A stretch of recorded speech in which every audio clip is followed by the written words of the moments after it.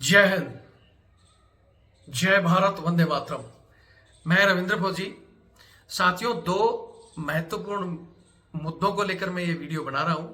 मैं चाहता हूं कि आप इसको पूरा देखें और ज्यादा से ज्यादा साथियों तक शेयर करें और अपने विचार कमेंट्स में जरूर व्यक्त करें। पहला मुद्दा, दिल्ली हाई कोर्ट के आदेश को, यानी हवलदार राजीव के सिलसिले में जो एनसीसी के सीओ साहब, कमांडिंग ऑफिसर को एक नोटिस जारी किया गया था, उन्होंने नोटिस लेने से मना कर दिया। कोई भी सरकारी अधिकारी, चाहे वो कितने भी बड़े पद पर बैठा हो, हाई कोर्ट या सुप्रीम कोर्ट के आदेश को नहीं लेता है, डिनाय करता है, तो कंटेम्प्ट ऑफ कोर्ट माना जाता है, यानी कोर्ट की अवहेलना करना। इसके बाद कोर्ट क्या कार्रवाई कर सकता है, आज हम इस मुद्दे पर बात करेंगे। दूसरा बड़ा मुद्दा, आप सभी को पता है, हमारा जो पुराना चैनल, जिसमें 8,90,000 की संख्या जो हमारे से जुड़ी हुई थी, और हमारे ही इन्हीं अधिकारियों ने, जिनको ये लगता है कि हमारा कोई कुछ नहीं बिगाड़ सकता और हम हिंदुस्तान में सबसे बड़े तानाशाह हैं, जिन्होंने हमारा चैनल बैन किया था बगैर किसी कानूनी प्रक्रिया के।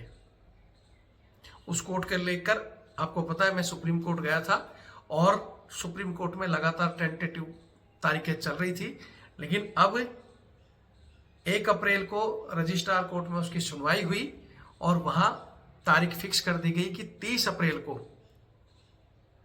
अप्रैल को फाइनल इसका फैसला होना है। तो आज ये दोनों ही मुद्दे, ये जो लड़ाई है, ये लड़ाई है सच्चाई और अन्याय की। ये लड़ाई है तानाशाही और अपने हक की। ये लड़ाई है उन ब्रिटिश मानसिकता के अधिकारियों की और जवानों की। क्योंकि अगर हमारा चैनल खुलता है और इधर हवलदार राजीव, जिसको आरटीओ किया गया है, अगर वो वापस अपनी जगह नौकरी करता है, तो ये दोनों ही मुद्दों में इन अधिकारियों को, इनके घमंड को टूटता हुआ आप देखोगे, जिन्होंने ये सोचा था कि हमारा कोई कुछ नहीं बिगाड़ सकता। तो अगर आप चाहते हो कि ये मुद्दा, वो चैनल रविंद्र फौजी की अकेले की जीत नहीं है, वो जीत होगी आप सब जवानों की। कि हाँ, जवान जो अपने हक के लिए लड़ रहे थे, उस हक को दबाने के लिए इन्होंने अपनी कैसी क्या चाल चली और चैनल को बंद करवा दिया, और हमने अपनी ताकत लगाकर उसको सुप्रीम कोर्ट में पहुंचा दिया। अब फाइनल बहस है।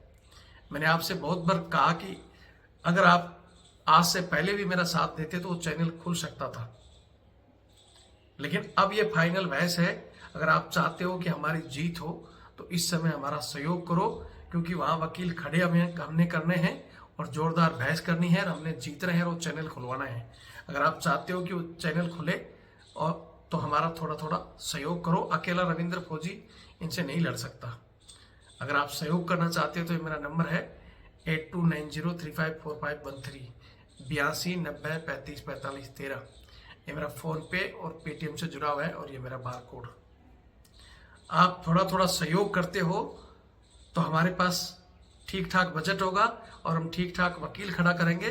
तो इसी 30 अप्रैल को हमारा वो चैनल खुल जाएगा, और इन अंग्रेजी मानसिकता के अधिकारी, जो आज भी, जिनको ये लगता है कि जवान हमारे गुलाम है, जवान हमारे घरेलू नौकर हैं और हम फौज में मालिक हैं, बॉस हैं, हम जो भी कहेंगे वही कानून है, तो ऐसे लोगों को, इनके मुंह पे एक तमाचा पड़ेगा कोर्ट का कि तुमने तानाशाही की है, तुमने सरासर अन्याय किया है, और उस चैनल को ओपन किया जाता है। और जब वो चैनल ओपन हो गया, मैं आपसे वादा करता हूं कि अब हमारी लड़ाई बहुत ही मजबूत दिशा में जाएगी, और जितने भी पेंडिंग केस हैं, चाहे वो सहायक प्रथा का हो, चाहे 10 नंबर भरने को हो, या इस तरह इनकी मनमर्जी करके किसी का रैंक रोक देना, किसी को घर भेजने की धमकी, इस तरह इनके सारे अन्याय अत्याचारों के खिलाफ एक एक करके हम लगातार कोर्ट में जाएंगे। लेकिन मैं फिर कह रहा हूं कि कोर्ट में अकेला रविंद्र फौजी कुछ नहीं कर सकता। इनको भी पता है, जिस तरह मैं दूसरे केस की बात कर रहा था कि हवलदार राजीव के केस में, हवलदार राजीव को आरटीओ कर दिया गया, आप सबको पता है। और इनको पता है कि एक हवलदार है वो कोर्ट में जाएगा नहीं, क्योंकि कोर्ट में वकील पैसे मांगेंगे।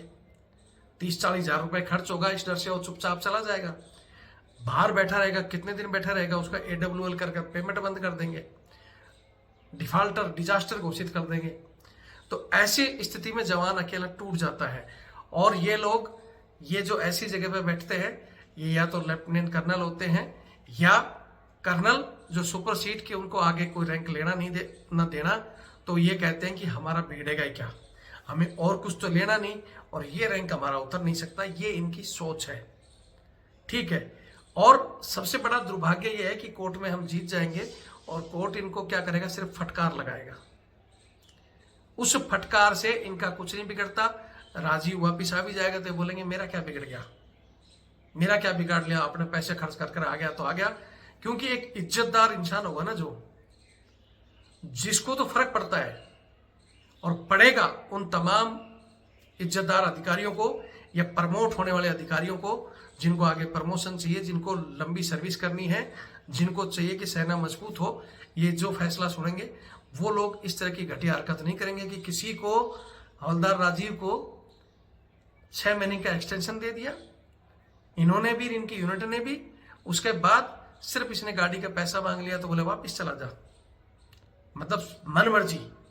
तो उन तमाम मनमर्जी करने वाले अंग्रेजी अधिकारियों को, जिनकी मानसिकता आज भी ब्रिटिश वाली है, उन सबको इस फैसले से असर पड़ेगा और यह जीत सभी जवानों की होगी। इसलिए मैं चाहता हूं कि आगे इस केस को जीतने के बाद हम कोर्ट में एक केस जरूर डालेंगे कि पहले जब भी कोई अधिकारी किसी का कोर्ट मार्शल करता था, किसी के साथ तानाशाही करता था या कुछ भी होता था, तो उसका अगर वो जीत के आने के बाद कुछ परसेंटेज उस अधिकारी को और उससे सीनियर अधिकारी जिनकी जिम्मेवारी है, जिस तरह राजीव के केस में इनके कमांडर साहब जो बोलते हैं कि मैं क्या करूं, सीओ ने कर दिया। जब सीओ ने ही कुछ करना है तो हमारी सरकार हमारे खून पसीने की टैक्स की कमाई को इनको क्यों दे रही है?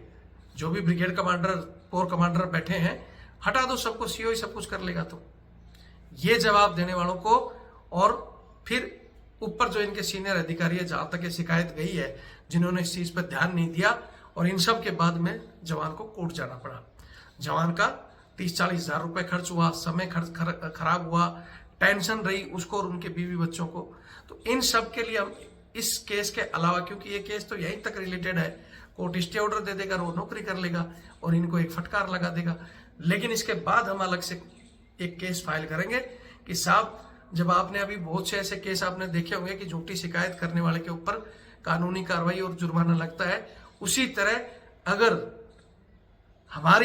हमारा जवान हमारी जगह सही है और आप फैसला देते हो तो इनको फटकार नहीं, इन पे जुर्माना लगाओ, इनकी आगे सर्विस रोको और इनको भी वहां से तबादला करो या इनको जबरन रिटायर करो। इनका कुछ नहीं बिगड़ सकता तो इनको जबरन रिटायर किया जा सकता है, इनके ऊपर जुर्माना लगाया जा सकता है, ताकि इनको समझ में आए।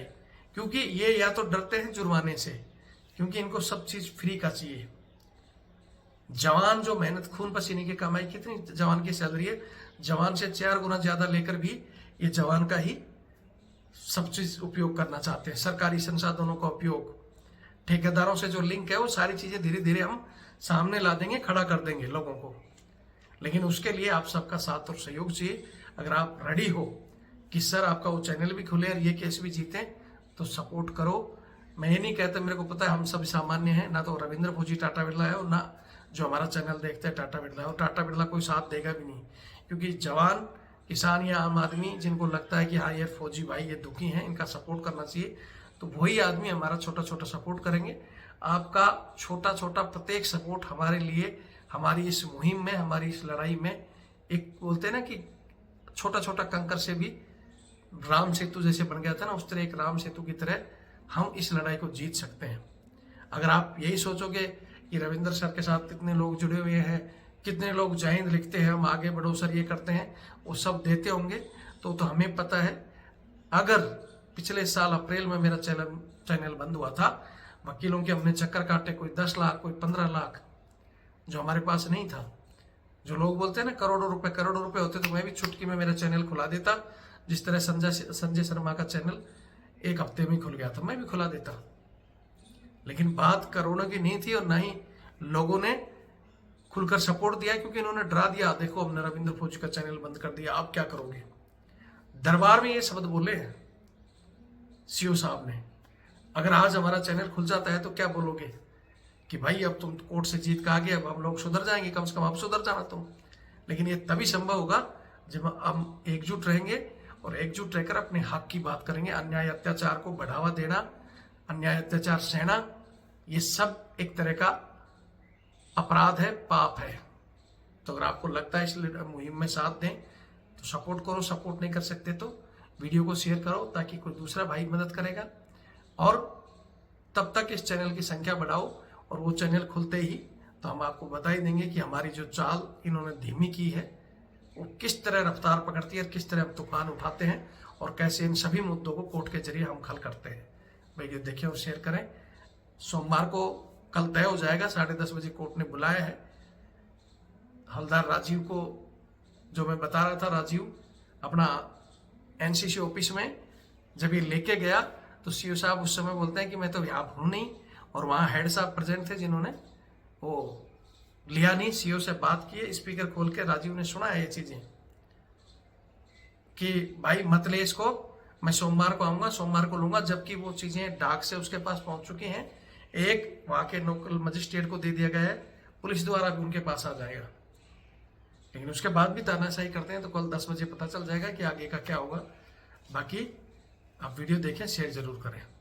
जय हिंद, जय भारत, वंदे मातरम।